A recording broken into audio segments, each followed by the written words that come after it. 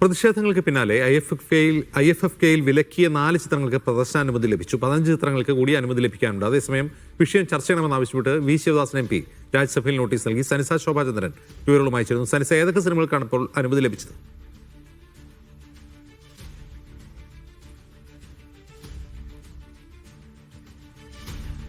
4 സിനിമകൾക്കുള്ള വിലക്കാണ് ഇപ്പോൾ നീങ്ങിയിട്ടുള്ളത്. സനിസ ചേരുന്നു. സനിസ, ഏതൊക്കെ സിനിമകളുടെയാണ് വിലക്ക് നീക്കിയത്?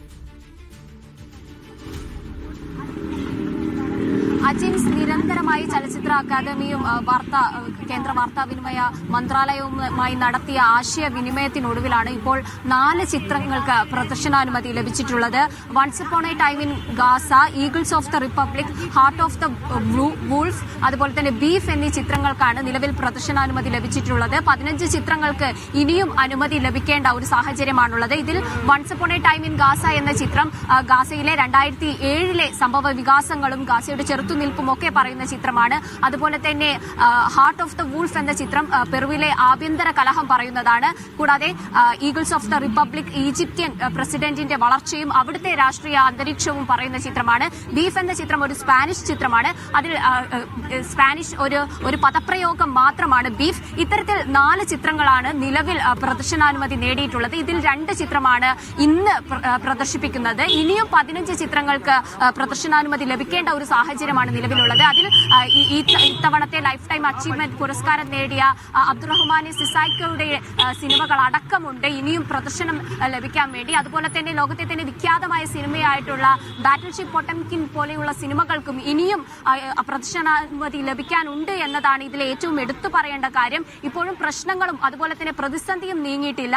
അതുപോലെ തന്നെ അജിംസ്, ഇപ്പോൾ ഇവിടെ സാംസ്കാരിക സംഘാടകരുടെ പ്രതിഷേധം നടക്കുന്നുണ്ട്. ഇത്തരത്തിൽ പോസ്റ്ററുകളും പ്ലക്കാർഡുകളുമായിട്ട് ഇവിടെ പ്രതിഷേധം നടക്കുന്നുണ്ട്. ഇത്തരത്തിൽ ഇപ്പോൾ 4 സിനിമകൾക്ക് ഇപ്പോൾ പ്രദർശനാനുമതി ലഭിച്ചു. പക്ഷേ വിഖ്യാത സിനിമയായിട്ടുള്ള ബാറ്റിൽഷിപ്പ് പൊട്ടൻകിൻ പോലെയുള്ള സിനിമകൾ ഇപ്പോഴും പുറത്തു നിൽക്കുകയാണ്. എത്തരത്തിലാണ് നിങ്ങളുടെ ഒരു പ്രതിഷേധം?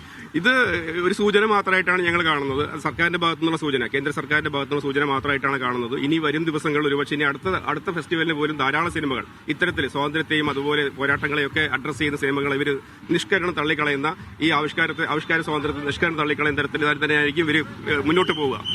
ഇന്നത്തെ 19 സിനിമകൾ മാത്രമല്ല, ഇനിയും വരും ദിവസങ്ങളിൽ കൂടുതൽ സിനിമകൾ ഒരുപക്ഷെ ഇവർ നിരോധിക്കാൻ സാധ്യതയുണ്ട്. ഇതിൽ കേരള സർക്കാരിന്റെ ഭാഗത്ത് നിന്ന് എന്തെങ്കിലും നടപടി നിങ്ങൾ ആഗ്രഹിക്കുന്നുണ്ടോ? തീർച്ചയായിട്ടും അവരാണല്ലോ ചെയ്യേണ്ടത്. ഞങ്ങൾക്ക് ഒന്നും ചെയ്യാൻ കഴിയില്ല. കേരള സർക്കാരാണ് അത് ചെയ്യേണ്ടത്. കാരണം കേരള സർക്കാർ ഭരിക്കുന്നത് ഇടതുപക്ഷ ഗവൺമെന്റാണ്. അതുകൊണ്ട് ഇടതുപക്ഷ ഗവൺമെന്റ് ഭാഗത്തു നിന്ന് കുറച്ച് കാര്യങ്ങൾ ചെയ്യാൻ ഞങ്ങൾ ആഗ്രഹിക്കുന്നുണ്ട്. അവർ ചെയ്യണമെന്ന് ആഗ്രഹിക്കുന്നുണ്ട് ഞങ്ങൾ. ഇത്തരത്തിൽ ഈ IFFK പോലെയുള്ള ഒരു വേദിയിൽ ഇത്തരം സിനിമകൾ പ്രദർശിപ്പിക്കാൻ കഴിയാത്തൊരവസ്ഥ ഈ IFFK അട്ടിമറിക്കാനുള്ള ശ്രമമാണെന്ന് കരുതുന്നു. തീർച്ചയായും ഭീകരമാണ്. അന്തരീക്ഷം വളരെ ഭീകരമാണ്. ഇത് ഒരുപക്ഷെ ഞങ്ങൾ പറയുന്ന പോലെ തന്നെ അടുത്ത വർഷം ഒരുപക്ഷെ ഈ ഫെസ്റ്റിവൽ പോലും നിർത്തലാക്കാനുള്ള ഉദ്ദേശം തന്നെ ഇവർക്ക് കാണാൻ സാധ്യതയുണ്ട്. ഇവർ നിർത്തലാക്കാൻ തന്നെ സാധ്യതയുണ്ട്.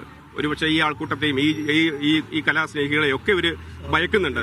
ഈ ഫാസിസം ഇവരൊക്കെ ഭയക്കുന്നതുകൊണ്ട് തന്നെയാണ് ഇത്തരം കാര്യങ്ങൾ ചെയ്യുന്നത്. ഭയമാണ് ഇതിന്റെ പ്രധാനപ്പെട്ട കാരണം. ഇനിയും സിനിമകൾ അവർ നിരോധിക്കുക തന്നെ ചെയ്യും, ഒരു സംശയമില്ല. അത്തരത്തിൽ അജിൻസ്, ഇനിയും 15 സിനിമകൾക്ക് ഇത്തരം ഫലസ്തീൻ അടക്കമുള്ള ഫലസ്തീന്റെ അടക്കം രാഷ്ട്രീയം പറയുന്ന 15 സിനിമകൾക്ക് ഇനിയും പ്രദർശനാനുമതി ലഭിക്കേണ്ട ഒരു സാഹചര്യമാണ്. ഇന്ന് പ്രദർശനത്തിലുള്ള ഫലസ്തീൻ 36 പോലെയുള്ള സിനിമകൾക്ക് ഇപ്പോഴും പ്രദർശനാനുമതി ലഭിച്ചിട്ടില്ല. ഇപ്പോൾ ഈ പല സംഘടനകളും സാംസ്കാരിക പ്രവർത്തകരും